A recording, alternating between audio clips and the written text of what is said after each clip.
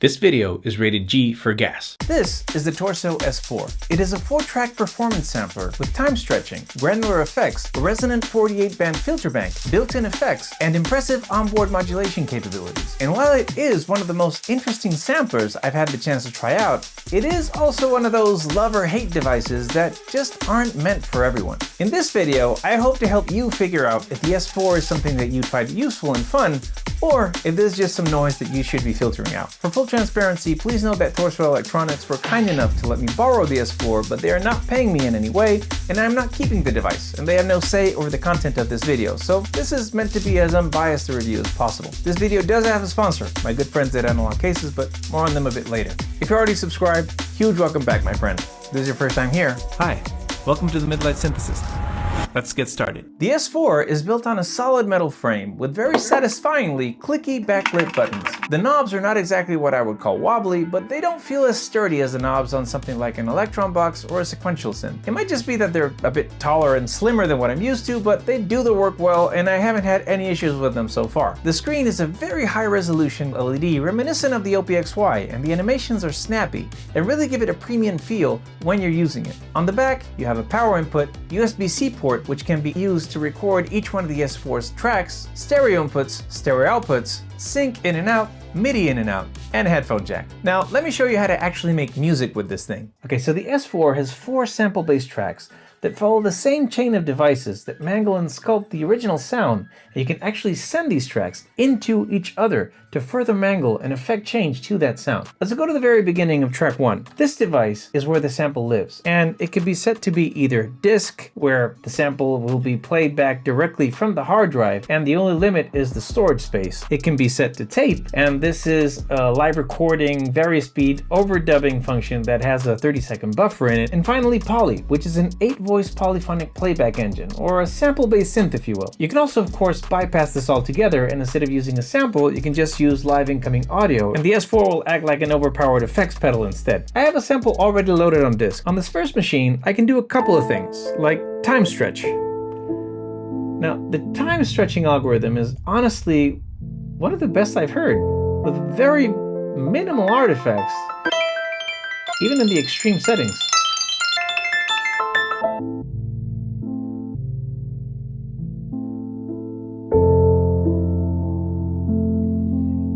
Just listen to that.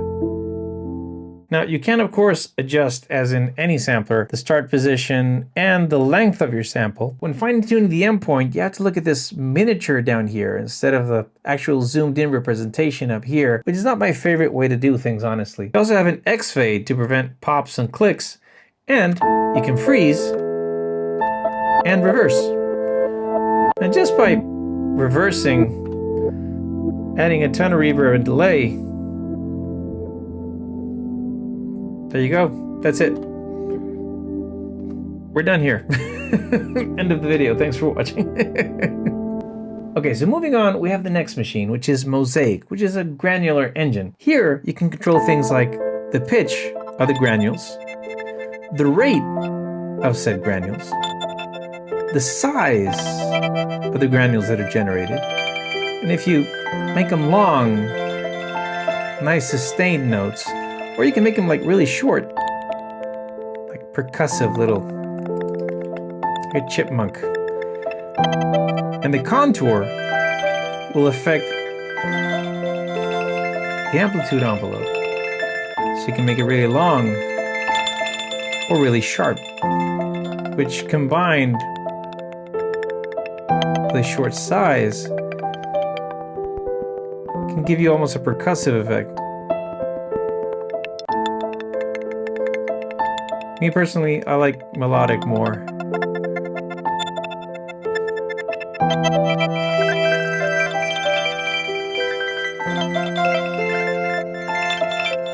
Now, scan refers to the playhead in this buffer. And spray will add a bit of modulation as to where this playhead spawns, so to speak. Pattern we'll go to add a sort of a sequence modulation to the pitch. On the second page, we got things like randomized pitch, randomized rate, randomized size, randomized amplitude, and one of my favorites, random reverse, so things will start fluctuating, and some feedback. Now, whenever you get this little icon in there, it means you have more options. So for example, the rate, you can set to free, triplets, dotted, pitch, select a bunch of scales here. I'll leave it here in octaves. Scan, position, delay, sync, free, spray. There's lots to explore here.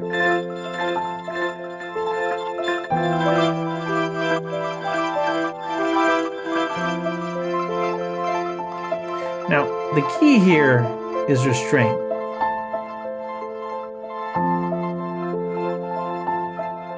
Because you can, of course, just go all in and wash it all out here.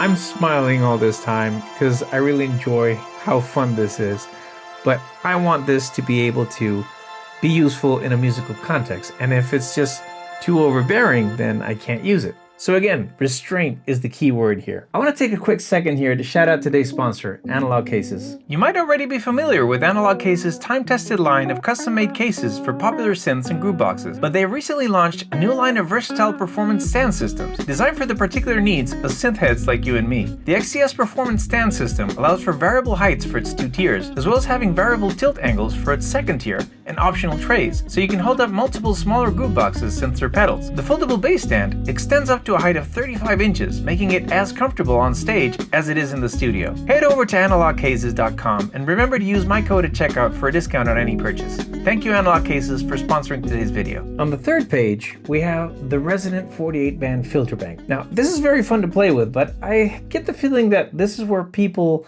get the idea that the S-4 ends up coloring everything with the same flavor.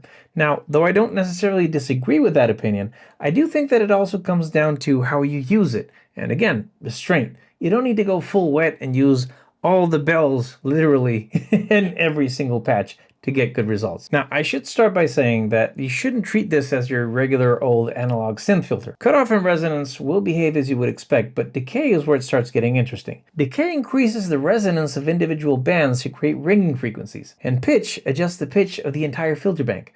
Let me show you. If I go in here to cutoff, add a bit of resonance, and I add decay, the filter becomes its own instrument. And if I start messing around with the slope, this can go from low pass to band pass to high pass. And I can attenuate or amplify certain frequencies. So if I go over here, and by the way, this is set to scale. Remember, we came from this.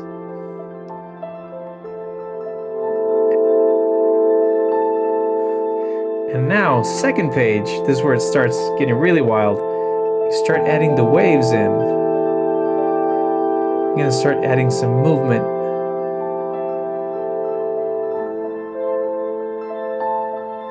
And now, I just have more movement in my sound. And it's not overpowering, it's just giving it a lot more soul, almost like a harpist in the background. Make it a bit slower. And with the noise, this is an audible noise, by the way. It's just, it'll excite some of the frequencies randomly. You can get lost for hours in here. This honestly is one of the most innovative parts of the instrument. Okay, so just with what we have now, I could have the beginnings of what could be a song. So I'm going to be using the onboard mic to sing into the S-4 live and use it as a vocal processor. Let's try this out. I turn to water in your arms.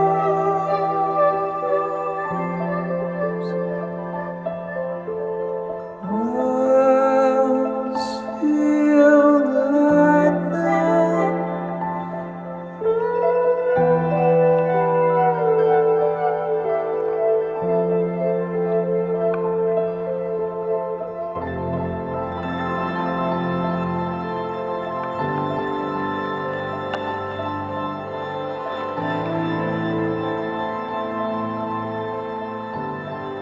Now, the next two sections are where the S-4 gets really good at tone shaping thanks to its compressor and effects section with delay and reverb. Now, I know most people think of the S-4 and immediately jump to ambient and soundscapes, but as a straight up effects module and compressor, it is really solid, especially when you add in the modulation and performance capabilities. Now here I'm going to be live playing a track that I made on the OPXY. We can add a bit of drive to it, compress it,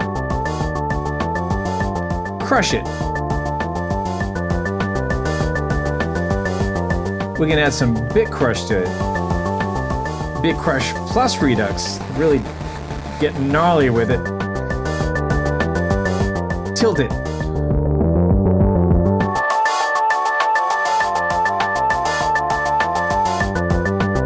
You have different types of noise also. Finally, beyond all the sculpting is all the movement that you can add to your sound, be it automated or on the fly by yourself performing. Now, one of the things is modifying. So you have 4 mod lanes. And over here, for example, if I want to modify the filter cutoff, I just press mod and I can either modify positive, negative, or bipolar. And here I can set the amount. And if I go into mod, I can set the rate of the mod, the length, the phase. I can also select what kind of mod I'm using. And there's just a lot of stuff to play here with. You can have lots of fun here. Now this, if you pair it up with the performance page, which makes you be able to just assign macros anywhere you want, you end up with something very special. Because you basically have all these knobs you can assign, and this temp knob, which means that you can also start playing around and absolutely wreck everything. And as soon as you let go, you're back into the safety zone. It's a fun and powerful system, and it really opens up the use cases for the S-4 to a way wider range than just a fun effects module that does bells. All in all, I think that the S-4 is an amazing machine if you know what to expect from it and are able to avoid using it in the most obvious ways. It has loads of interesting and useful live performance and modulation capabilities, and if this is the kind of vibe that you're looking for, this will certainly keep you busy for a very long time. It still has a few quirks and wrinkles that need sorting out, but Torso seemed to be intent on making this unique machine the best it can be. If you enjoy sound design and the ability to get lush soundscapes out of the most minimal samples, definitely give the S-4 a try. As always, thank you so much for watching. I hope you found this video useful or at least entertaining. Have a great week. I'll see you next time.